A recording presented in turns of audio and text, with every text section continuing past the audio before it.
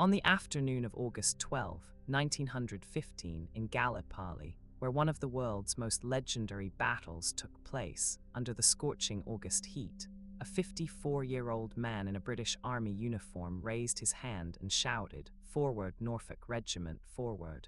The man in the English uniform was Frank Beck. He wasn't a professional soldier.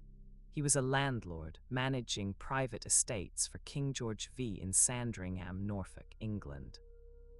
He spent 24 years of his life looking after the royal lands, taking care of the manor, and also supervising the forest rangers, gardeners, and farm workers.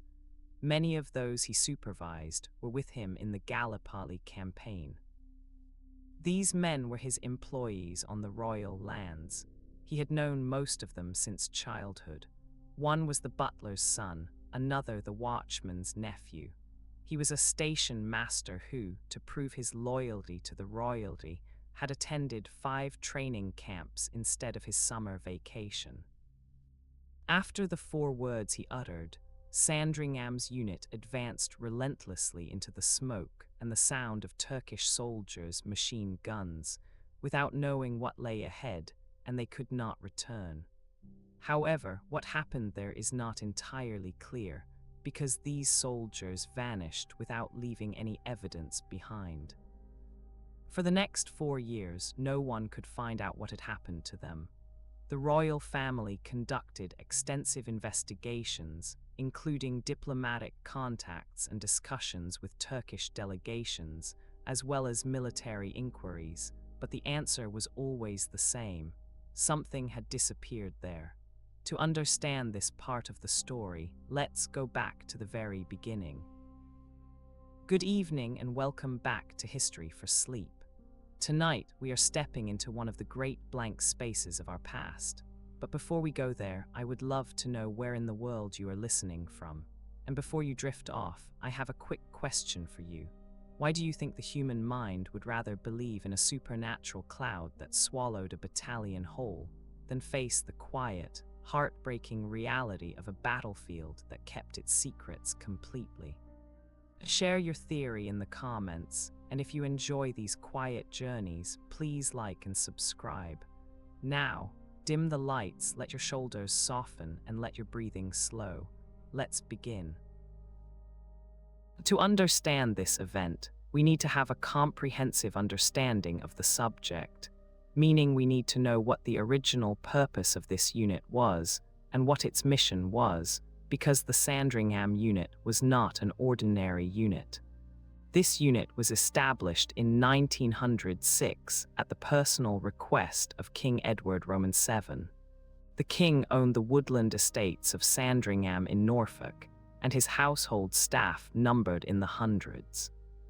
King Edward wanted his estate employees to have their own military formation, a volunteer company in the 5th Norfolk Regiment, a local militia battalion. He communicated this wish to Frank Beck. So at that time, he was the king's estate steward, responsible for managing and maintaining the royal estates at Sandringham.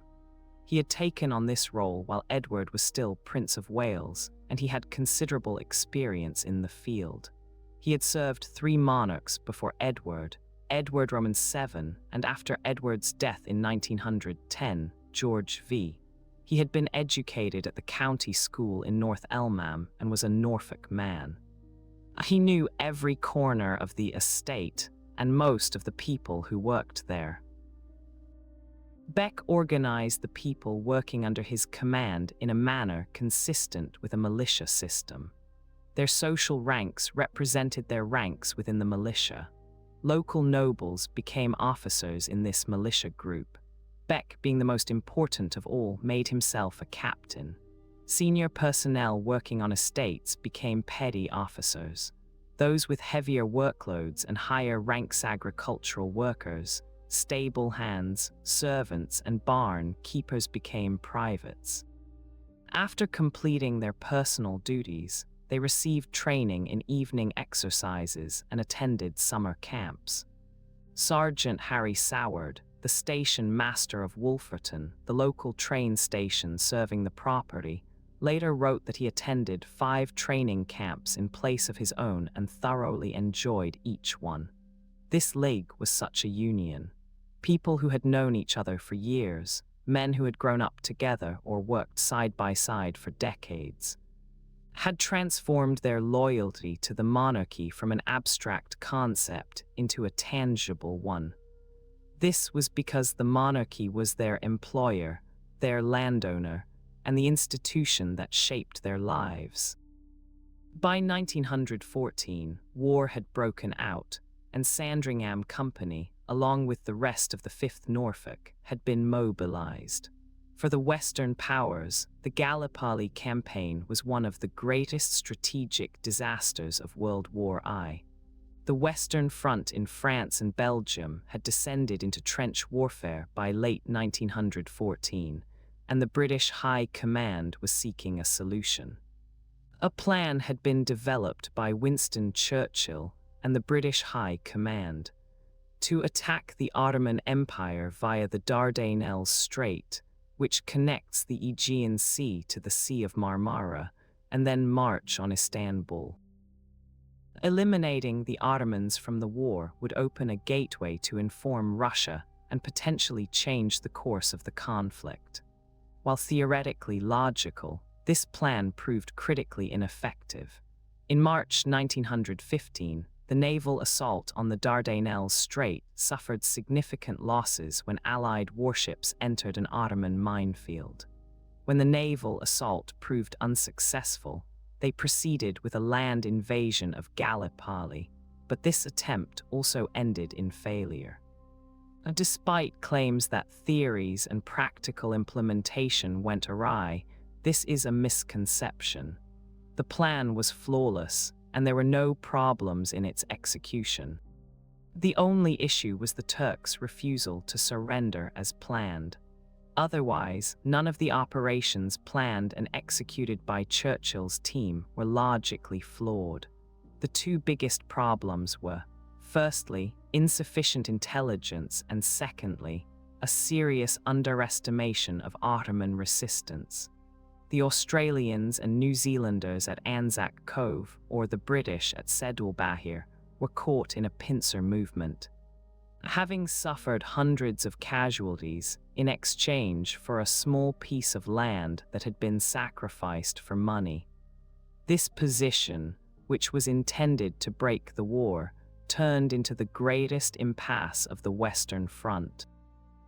Following this loss, the Western powers attempted another major offensive in August 1915 with the Allied commander. A new landing was planned at Suvla Bay, further north on the western coast of the peninsula. The aim was to establish a bridgehead at Suvla and advance inland to cut off the Turkish advance against the Anzac positions to the south. However, this plan also failed. The plan and the theory were completely at odds. The 5th Norfolk Regiment, including the Sandringham Company, went into battle on August 10, 1915. The following day, August 11, they engaged in combat for the first time. They fought for days and hours in intense heat and with determined Turkish resistance. On August 12, the order came to continue forward. The terrain where the advance order was given was truly challenging. There were many dry bushes and wooded areas. The rugged, steep terrain and the resulting visibility limitations made it difficult to advance. And as if all that wasn't enough, there was the extraordinary heat. The temperature measured during those days of the war was exactly 38 degrees Celsius. Dealing with problems like the heat and the resulting water shortage became major challenges. Many soldiers on both fronts continued to fight with insufficient water. According to the accounts of soldiers who survived and fought on this front, they were so thirsty that they couldn't even speak. Colonel Horace Proctor Beauchamp commanded a 5th of the Norfolk Regiment. He had been described by General Ian Hamilton, commander of the Mediterranean Expeditionary Force, as a brave and self-confident officer. On the afternoon of August 12th, Proctor Beauchamp gave the order to advance, and a fifth of the regiment charged forward. Sandringham Company was at the far right of the line, with Beck at its head. An hour after this advance, one of history's greatest mysteries unfolded. What is known for certain is that a large group of soldiers, led by officers, advanced through this difficult terrain toward Turkish territory. Some soldiers were wounded and fell in this event, and managed to return to Allied positions during the night. However, this could not be said for all the soldiers. Colonel and Captain Beck did not return. Hamilton described this structure, which he wrote about 5 months later and which formed the basis of the legend that followed in his report. Hamilton wrote the following: "The Norfolk Regiment was on the far right of the line, and they realized that the resistance they faced was less than others had anticipated. Seeing the Turkish troops retreating, this company, under the confident leadership of their colonel, eagerly pursued the retreating unit. However, this Turkish retreat was a strategic move. By withdrawing, they put this unit in a more disadvantageous position and suddenly increased the intensity of the battle. The fighting, already taking place in peaceful terrain, was compounded by thirst, resulting in many wounded and exhausted soldiers. The wounded soldiers, with a glimmer of hope, searched for and found their unit. The remaining 16 officers and 250 men under the command of the colonel continued to fight. Among the soldiers under the colonel's command was a portion of the detachment selected from the king's estates. After this event, not a single sight or sound was heard of them. The last known information about them was that they had charged into an unknown trap and disappeared, and none had ever returned. This report, written by General Hamilton, is one of the strangest military legends of World War I. Upon hearing of these events within the royal unit, King George V and Queen Alexandra were personally deeply saddened. Unlike other soldiers, these weren't nameless troops, they were people the royal family knew personally. Captain Beck had served the royal family for 24 years, managing lands. The king had even hunted grouse with them, and the queen had walked past them in the halls of the house. In reality, they were merely employees. But their status within the royal family gave them incredible seniority. Following this great tragedy, the royal family conducted investigations using military channels. They contacted diplomatic channels to investigate the incident. They asked what had happened to these men who worked for them, but the answer they received was complete uncertainty. The last thing known about them was that they had launched an attack and were about to return. That was all everyone said. The men in Sandringham's unit were listed as missing, not dead or captured, but simply missing. And after that, of course, people started to theorize about this uncertainty. They started writing stories, and the stories that developed around this event were unlike anything else about World War I. One claim made by some was that the Sandringham troops were captured by the Turks and held somewhere in Anatolia, and this theory didn't seem entirely illogical. However, there's a catch. Tens of thousands of men had already been exchanged between the two sides during the war. Furthermore, there's no source to suggest that the Sandringham unit was ever held in Turkish captivity. Another claim, put forward by some, was that they had breached the Turkish lines and were stranded somewhere inland, their connections severed. While less plausible, this offered a glimmer of hope for the families. There was always hope because they were missing, and perhaps one of the strangest stories emerged: the story of Cloud. 50 years after the Gallipoli campaign, in 1965, 3 New Zealand veterans published a letter in a small veterans' bulletin in Auckland.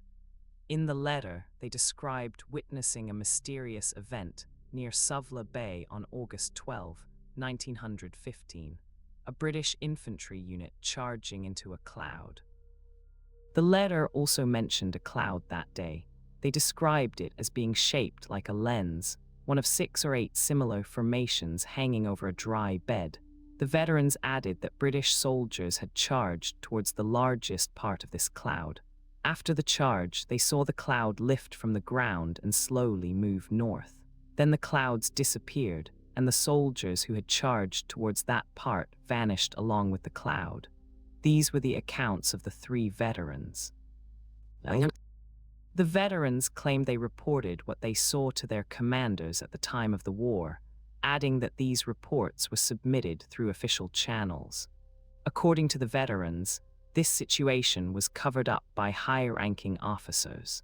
This letter was extensively studied by researchers interested in unexplained phenomena, and the claim spread widely within a year. This topic was also featured in many books describing paranormal events during wartime. Extraterrestrial disappearances or abductions were cited as examples. The legendary Bermuda Triangle devil myth was also cited as an example. Sandringham was linked as an inseparable part of the story.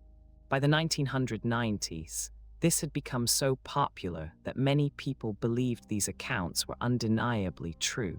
However, there is a big problem with the cloud story, a really big problem. There was a mystery that contradicted what the veterans described in their 1965 letter. The New Zealand veterans had not served in the area where the Norfolk Regiment was operating on August 12, 1915. Not only these 3 veterans, but no New Zealander had served in that event. Looking at the deployments at that time, we can clearly see the problem. New Zealand forces were deployed to Suvla Bay, and there were absolutely no British troops in the area surrounding that deployment. The distance between the New Zealand positions and the area where Sandringham Company advanced was too far for the human eye to see, and the terrain also obscured this view. So, from a properly observed angle, what the veterans described was highly improbable. Researchers who focused on the cloud incident and examined this narrative found no military records of such a military disappearance when they looked at sources from August 12, 1915. In other words, there was no mention of an unusual, superhuman event in any report. If such a situation had occurred, I believe a report would certainly have been filed without informing the soldiers.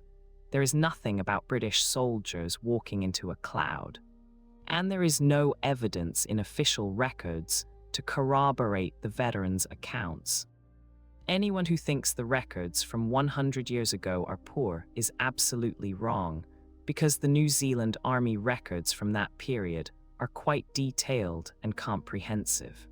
The Gallipoli campaign was one of the defining events of New Zealand's national identity, and this time it was documented with remarkable detail.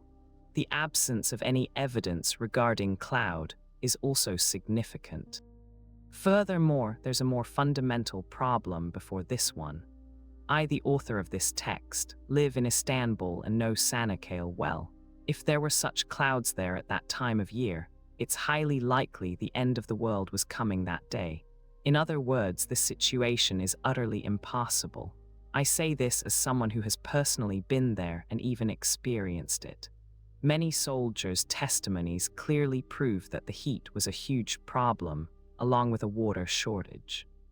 Many historians also say that such a thing is impossible and entirely fabricated. This is where the real Iranian element lies. This is how it is. The true story of what happened from a supernatural cloud is both more explainable and more disturbing. Actually, this isn't really a mystery, it's just a matter of perspective. The real mystery is that none of the generals who were on the battlefield or behind the scenes directing the war focused on this issue. That's the real mystery. The fact that the details didn't become clear until years later is what made this event so ambiguous. As we said, the last 1/5 of the Norfolk Regiment, under the command of the colonel, had been drawn into a trap into more difficult terrain. And the colonel, whom General Hamilton had previously described as a very brave officer, had advanced his soldiers without knowing it was a trap. However, what awaited these men ahead was more thirst, more difficult terrain, and more challenging conditions. When all these factors combined, and the Turks, knowing the terrain, launched a counterattack, the unit disintegrated. That is, due to the loss of military order, the units lost contact with each other. And amidst all this chaos, the heat, the smoke, the difficult terrain, and the dense Turkish forces, the vanguard of the Norfolk Regiment unknowingly advanced too far. And this is what they encountered. They had strayed far from their main Allied positions, lost their formation, and were helpless against Turkish forces approaching from all sides. Colonel Proctor Beauchamp and Captain Beck, along with their unit, were surrounded in the wooded area east of the Allied lines. What happened after this point is not recorded in any source. It will never be official or verifiable. The British unit faced a very bad outcome here. However, if there is one truth, it cannot remain hidden forever, and that truth is the land. Yes, all we have to do is look towards the land. At this point, there's one more thing we need to do. We need to examine General Hamilton's famous reports a little more closely. General Hamilton wrote about what happened to a fifth of the Norfolk Regiment 5 months after the event, in January 1916. The language he used in this writing, while accurate, creates a misleading impression because the fate of the soldiers was unknown at the time he wrote it. Not a trace or sound was ever heard from any of them again. None of them ever returned home. When Hamilton wrote these words, there was nothing wrong with them. Everything was true, but they didn't remain true forever.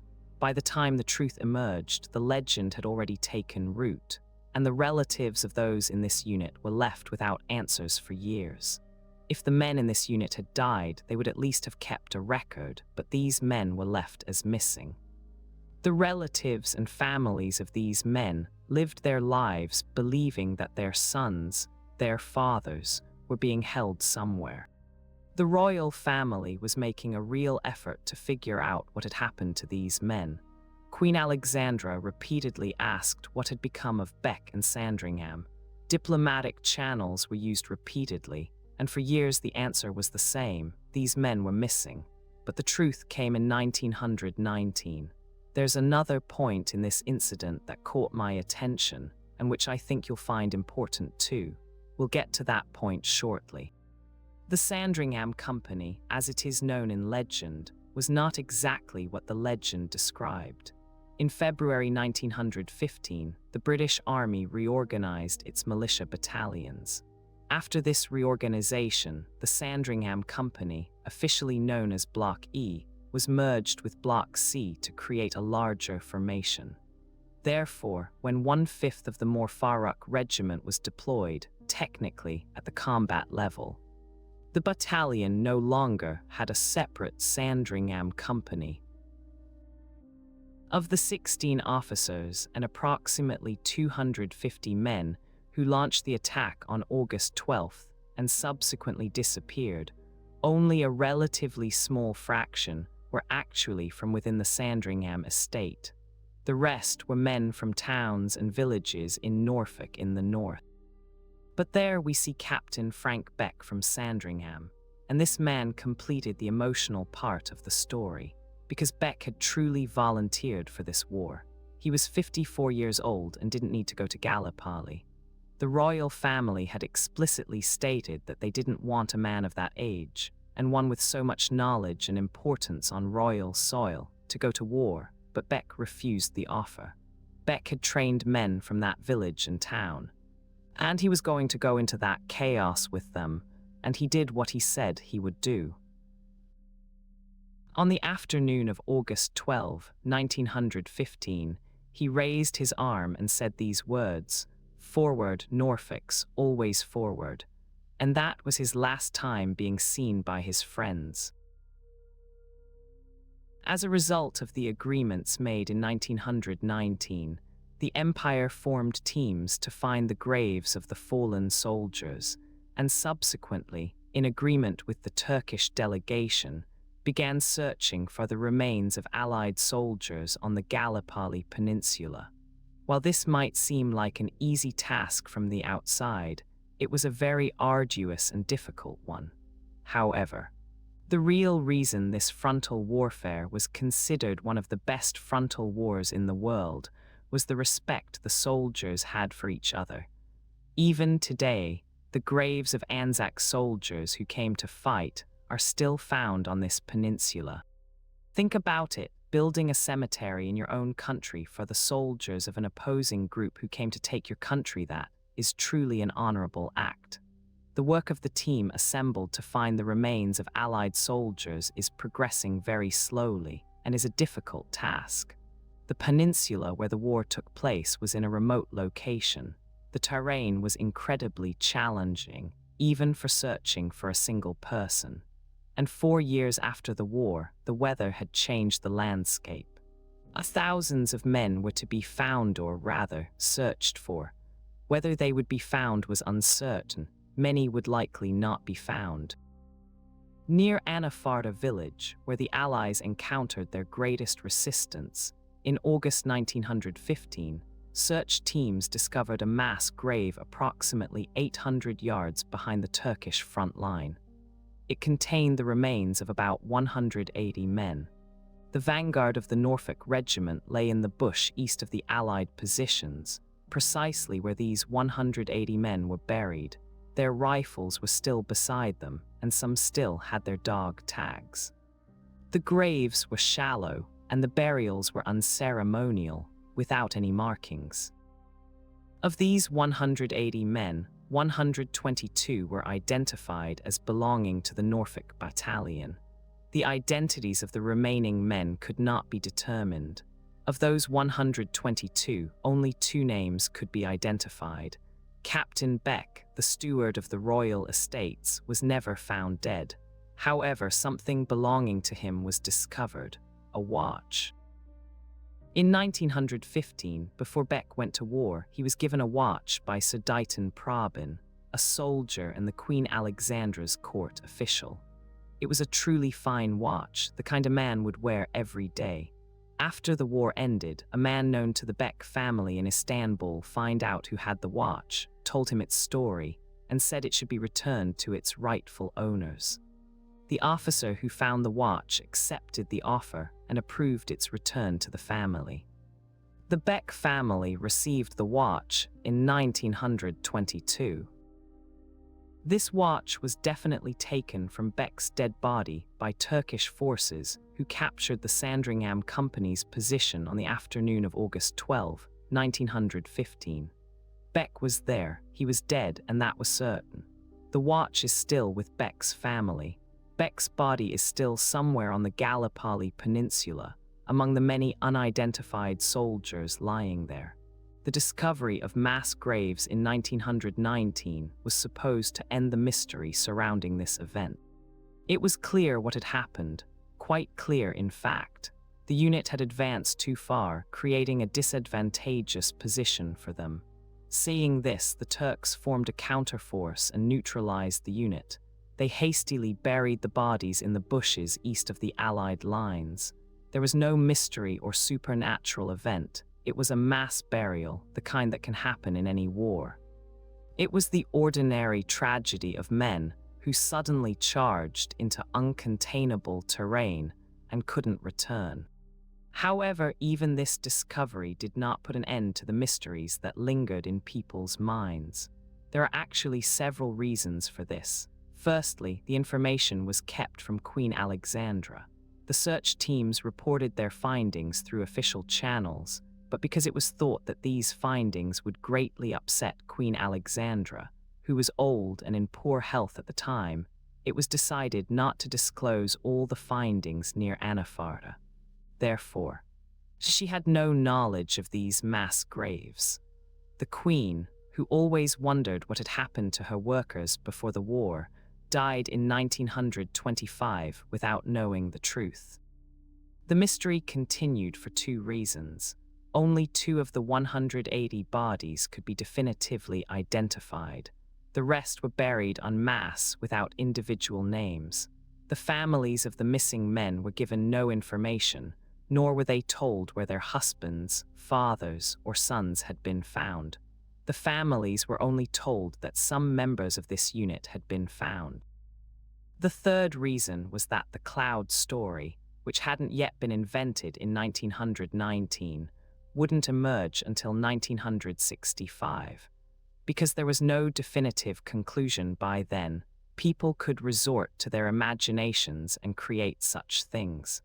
And because there was no conclusion for so long, these false and unbelievable theories remained in people's minds. The graves of the Norfolk Regiment are located in Hill 60 Cemetery and the Anzac Cemetery on the Gallipoli Peninsula.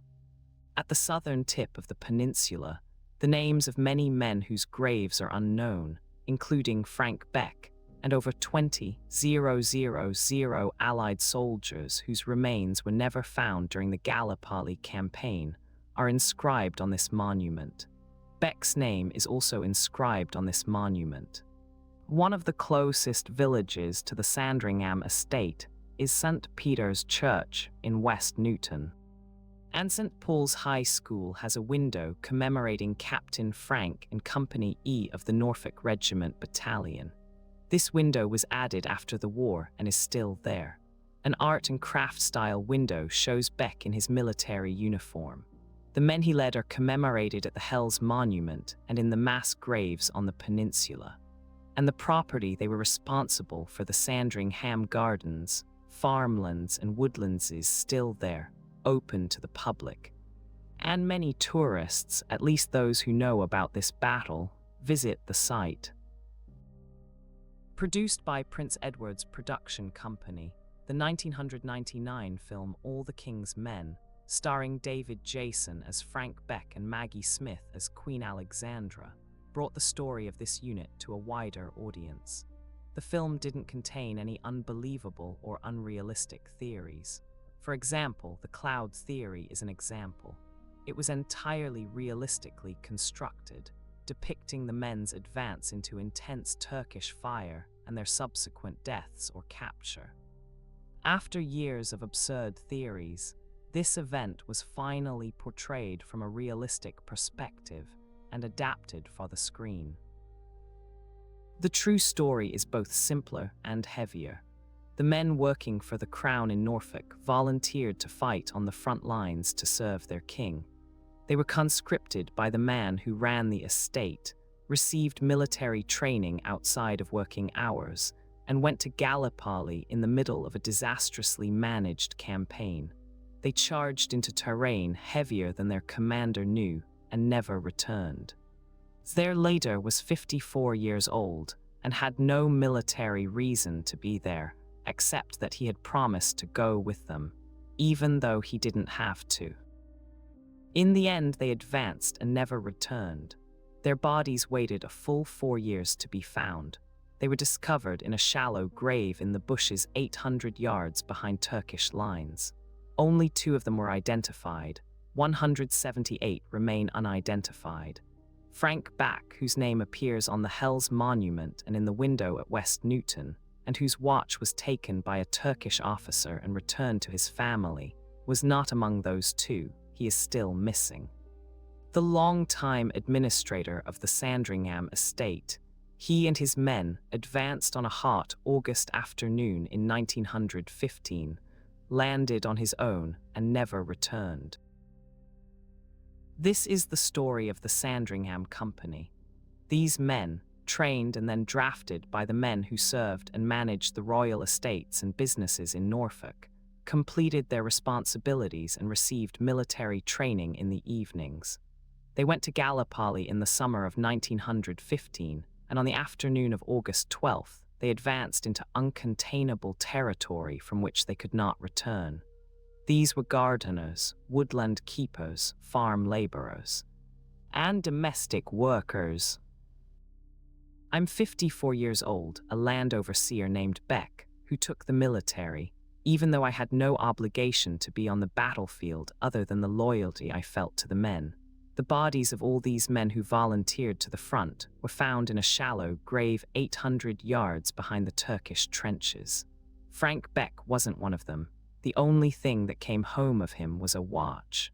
Today, the Hell's Memorial still stands on the southern tip of the Gallipoli Peninsula, and the wind from the Aegean still blows over it. More than 20,000 names are inscribed on its panels, men who fought and died on that peninsula and whose remains were never found. Frank Beck was one of them. In the window of West Newton Church, he is still there. The man who went to the front to serve his country at the age of 54 is still visible in that window today in his uniform. His Sandringham estate and the gardens he managed, the woodlands he oversaw, things about living well before the war came and took them to a hillside in Turkey. Tourists now visit these areas, which are open to the public, and they don't always know the people who once worked this land or the Beck. Our story ends here. It's too late now. Let what happened in Gallipoli be buried in darkness. Let the wind blowing from the Aegean Sea pass over that monument. Let the people at the Hell's Monument stand against the wind. I hope you enjoyed this episode of History for Sleep. If you did, please hit the like button and leave a comment below. I read every comment and will be happy to respond. And if you know someone who loves falling asleep while delving into forgotten history, please share this with them. And if you want more stories like this, all you have to do is subscribe to History for Sleep. Good night.